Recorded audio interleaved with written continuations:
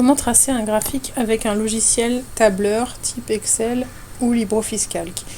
Nous avons sous les yeux un exercice du manuel, le 11 page 79. Il nous est demandé de tracer le graphique représentant l'évolution de la température en fonction du temps.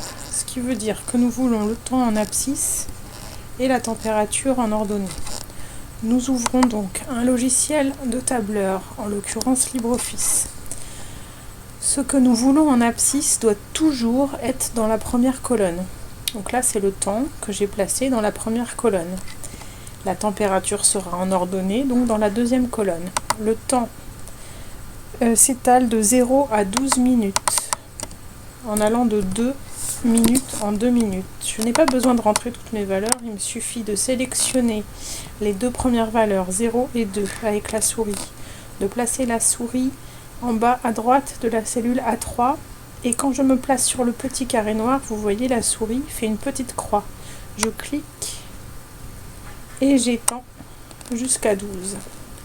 Je rentre ensuite les valeurs de température, donc 16, 45, 66, 72, 78, 78 et 78. Très important, ensuite il faut sélectionner avec la souris toutes les valeurs. Sinon le graphique ne pourra pas être tracé. Je sélectionne ensuite l'icône diagramme.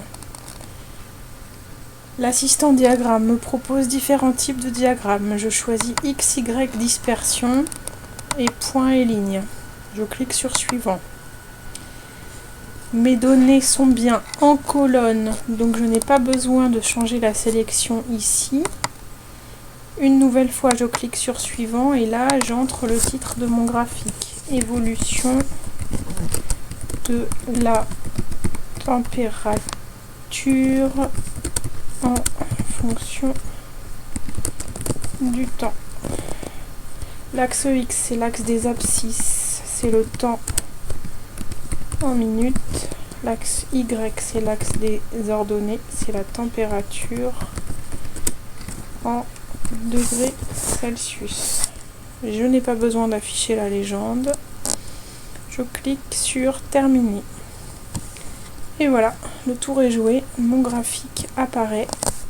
Si je souhaite l'imprimer, je fais bien attention de faire un aperçu avant impression pour vérifier que le graphique rentre sur une page. Je peux même agrandir la taille de mon graphique pour avoir un graphique de plus grande taille.